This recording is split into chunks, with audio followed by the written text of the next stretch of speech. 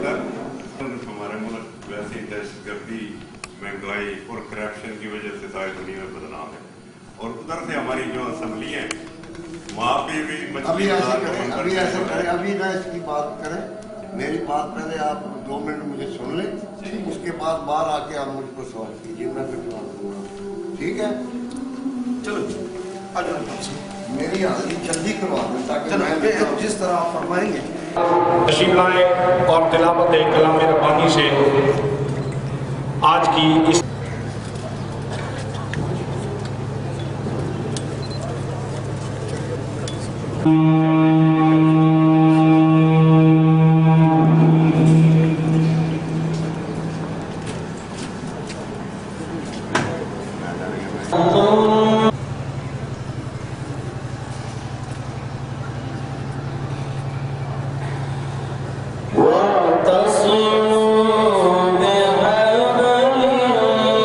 جناب سید اسکار الحسن شاہ صاحب، سید اسکار الحسن شاہ صاحب دستار وصول کر رہے ہیں۔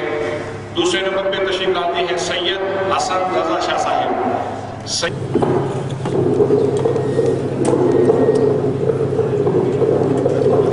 پیر محمد امین اور سلطان شاہ صاحب، میرے بھائی چودھری تنویر صاحب۔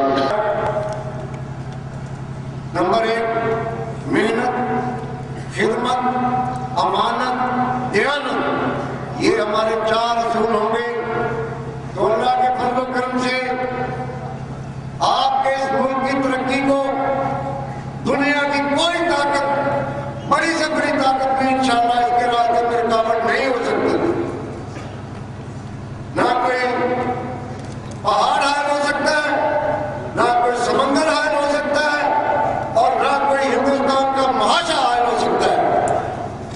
ہم سب کو ان کو اپنانا ہوگا، کیونکہ ہم مسلمان ہیں اور ہمارا یقین کامل ہے کہ ہم نے کوئی بھی اپنے اسلاف کی طاقت کو پھر سے بحال کرنا ہے، اور میں علامہ کے شعر کے مطابق وہی صاحب امروز جس نے اپنی ہمت سے زمانے کے سمندر سے نکالا گور فردا، ہم نے انشاءاللہ تعالیٰ وہ گور فردا خدا کے فضل و کرم سے نکالنا ہے۔ سر نال ہو جانا انہوں نے نہیں قربانی، میں نے ان کے ساتھ سائنس کا بنا لینا تصویر یاد ہے صاحب بڑا ہو تھوڑا پانی تو پی لینا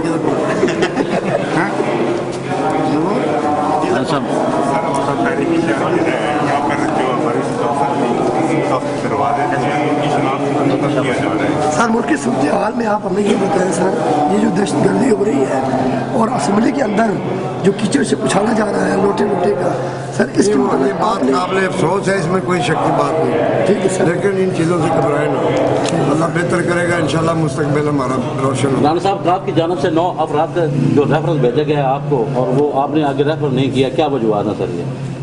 یار وہ قانونی باتیں ہیں، اس میں آئین اور قانون کے مطابق میں کام کرتا ہوں، رولز کے مطابق کام کرتا ہوں۔ اللہ کے فضل و کرم سے میں نے جو فیصلے کیے ہیں وہ صحیح کیے ہیں۔ تھینک یو سر، بڑی مہربانی، بہت اچھا۔ اوکے۔